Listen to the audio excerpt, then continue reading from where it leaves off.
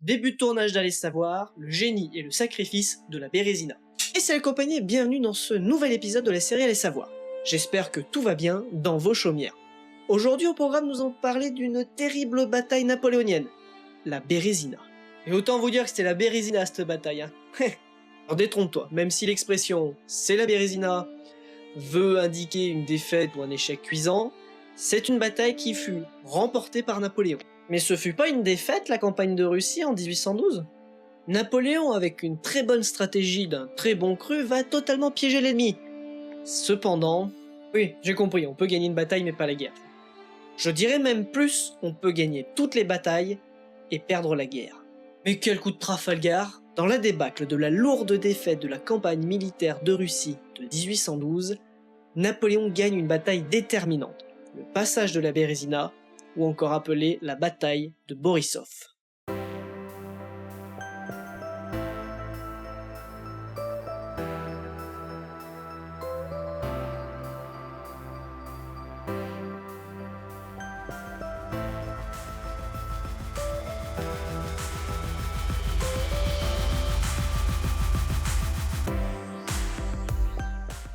Et commençons par un petit peu de contexte. Nous sommes en 1812 après Jésus-Christ.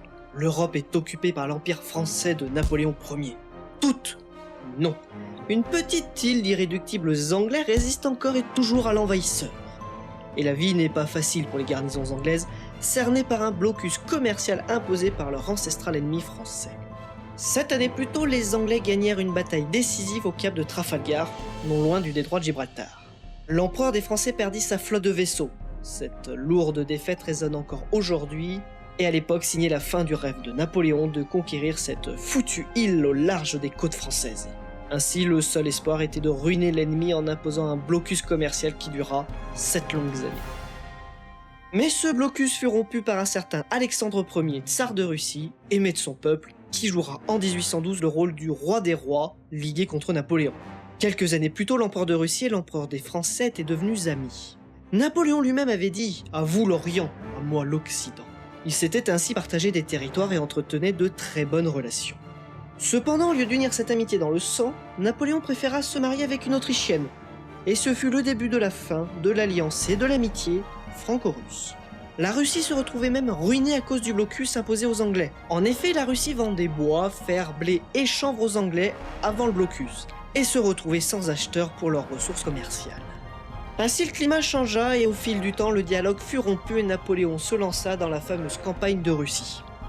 Napoléon leva la plus grande armée de l'époque, l'armée des 20 nations. Environ 700 000 hommes contre environ 350 000 soldats ennemis. Sur le papier, la victoire semblait facile, mais ce fut sans compter sur la tactique russe, implacable.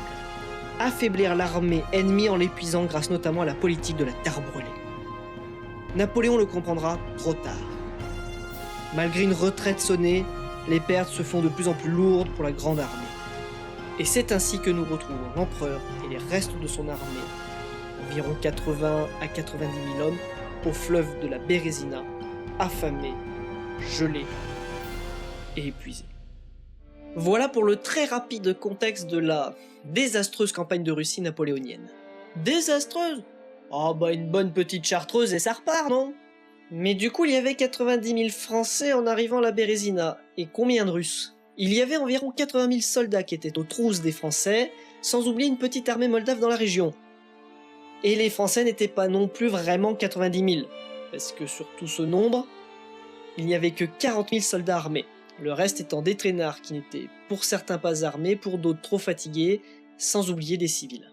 Mais du coup, l'armée russe est passée de 350 000 soldats à 80 000, ça fait quand même une perte de peut-être 77%.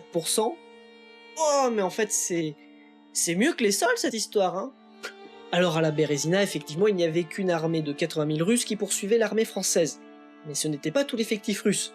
L'effectif russe était composé également de corps quelque peu étrangers comme des Moldaves.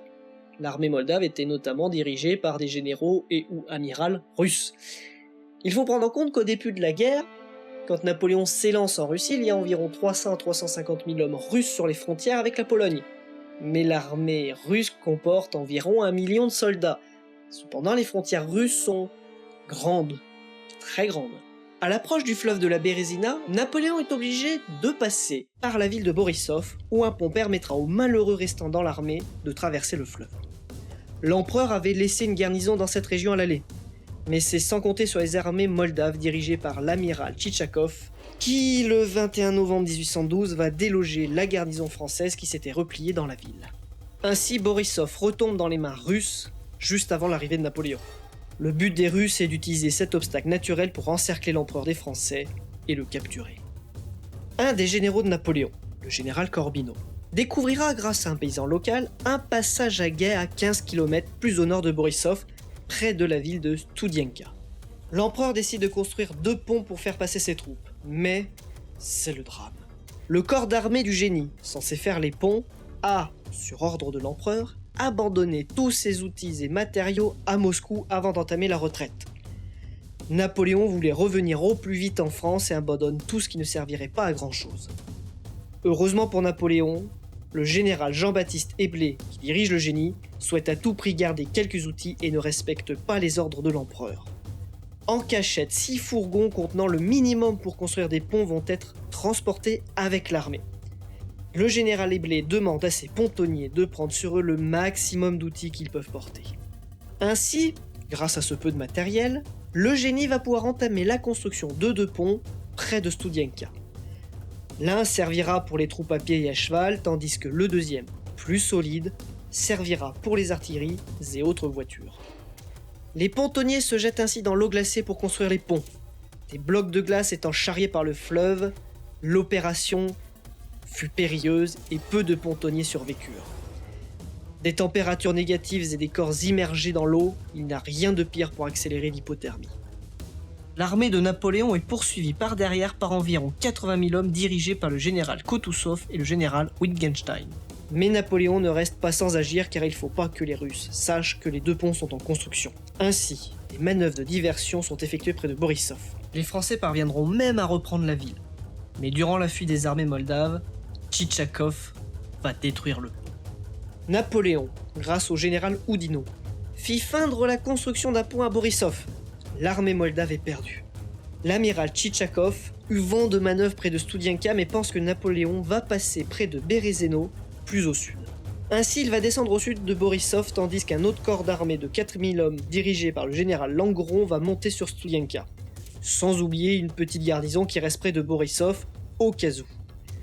L'armée moldave est ainsi divisée. Quand le général Langron comprendra que l'armée passera à Studienka, il prévient Tchitchakov, qui fera immédiatement demi-tour. Mais il est trop tard. Il était loin et le temps de revenir au pas de charge, ses hommes seront épuisés. L'artillerie française est en place, il est impossible d'approcher sans subir un feu nourri des artilleries françaises. Ainsi, le premier pont pour l'infanterie et la cavalerie est terminé le 26 novembre, en début d'après-midi. Le deuxième sera fini dans la foulée, mais lorsque les premières artilleries traversent le pont, celui-ci cède à plusieurs endroits et des réparations doivent être effectuées. Ainsi, les pontonniers encore en vie replongèrent dans l'eau glacée et en quelques petites heures réparèrent le pont. Le 27 au soir, quasiment toutes les garnisons françaises encore armées et prêtes au combat ont traversé la Bérésina. Il ne reste principalement plus que des traînards non armés et des civils, sans oublier 2 divisions dont celle qui était restée à Borisov. D'ailleurs, celle-ci prend la route, mais ne traverse pas le pont pendant la nuit car ils se sont égarés et seront très rapidement encerclés par l'armée russe, dirigée par Wittgenstein. Pendant ce temps, Tchitchakov commencera à reconstruire le pont à Borisov pour permettre une liaison avec les armées russes. Le 28 au matin, Napoléon décide d'envoyer 10 000 hommes en soutien de la dernière division encore présente sur l'autre rive pour donner du temps aux traînards et civils qui ne sont pas encore passés.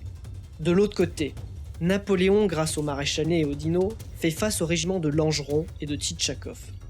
Mais les ordres et contre-ordres de marche ainsi que la reconstruction du pont vont fatiguer les troupes ennemies et ainsi elles vont logiquement perdre la bataille. La voie était enfin libre pour Napoléon en fin de journée du 28 novembre. De l'autre côté de la rive, le général Victor et les renforts contiennent l'avancée de Wittgenstein. Le soir du 28 novembre, les armées de Victor et les renforts font marche arrière et traversent le fleuve. L'évacuation se poursuit le 29 novembre, les traînards arrivent au compte-gouttes. Mais les armées russes arrivent, et le général Éblé met le feu à ses propres ponts, permettant d'assurer les arrières du reste de l'armée française, et tout en sacrifiant une bonne partie des traînards et des civils, qui pour certains tentaient de traverser le pont alors que celui-ci prenait feu. Ainsi, dans la douleur, Napoléon gagne la bataille de la Bérésina. Entre 15 à 25 000 hommes mourront dans chaque camp. Ce fut une victoire militaire douloureuse pour Napoléon, mais celle-ci lui permit de ne pas être capturé par les armées russes. On retrouve quand même bien son génie à Napoléon, hein, mais ce fut chaud quand même, hein. Enfin, froid plutôt, mais... Alors effectivement, Napoléon a usé de tout son génie, mais il ne faut pas oublier que Tchitchagov s'est planté en pensant qu'il allait plus au sud. Alors certes, Napoléon faisait semblant de construire un nouveau pont à Borisov, mais Tchitchagov lui pensait qu'il passerait vraiment plus au sud. Ce qui a quand même quelque peu aidé Napoléon, même si l'armée de Tchitchagov était totalement inférieure en nombre à celle de Napoléon. Et il ne faut pas oublier qu'il y a environ quand même 30 000 traînards et autres civils qui sont morts ou faits prisonniers ou qui ont déserté parce que les ponts ont pris feu et qu'ils n'ont pas pu traverser. Sur les quelques hommes qui restent à Napoléon après la bataille de la Bérésina, très rares, voire même aucun n'est vraiment français. Alors certes, Napoléon a sauvé tous ses officiers qui eux étaient français, mais Napoléon avait recruté dans ses armées quasiment dans toutes les nations qui étaient rattachées à l'Empire. Ainsi, sur les soldats de retour, ils sont majoritairement italiens, allemands et hollandais. Et oui, Napoléon du coup a été sauvé par des soldats qui n'étaient pas français. Ah oui, quand même, les Français ont pris la misère quand même au final. Après la bataille de la Bérésina, Napoléon ne restera pas avec son armée. Il fallait très vite reconstituer la grande armée et surtout mettre à mal un coup d'État à Paris pour le destituer. Malgré cette victoire, la Bérésina est restée, chez les Français, comme un échec cuisant symbole de la déroute de Russie, d'où l'expression « c'est la Bérésina ». Malgré tout le génie de Napoléon, la victoire a demandé le sacrifice de soldats, de pontonniers et des traînards, une victoire douce et amère. Et merci à vous d'avoir suivi cette terrible histoire. Et si cette terrible histoire vous a plu, pas parce qu'elle était terrible, mais parce que vous avez aimé comment je vous l'ai raconté, n'hésitez pas à laisser un pouce bleu. Si ça ne vous a pas plu, laissez un pouce rouge. Et puis si vous avez des questions ou autres, posez ça en commentaire, et si l'envie vous en dit, n'hésitez pas à partager. Nous vous en remercions par avance. Et alors en exclusivité, je vais vous dire la vraie raison de pourquoi il est rentré très rapidement à Paris après la Bérésina. Allez, vas-y, sors-nous ta connerie. Bah oui, Napoléon avait enfin trouvé un bon appart sur Paris. Et on laisse pas passer les bonnes occasions, surtout sur Paris, quand c'est pas cher, tout ça. Vous connaissez les bails, hein. Non, mais partez pas, les gars. Oh là là, ils ont pas d'humour, Bref, merci à vous. Fin de tournage.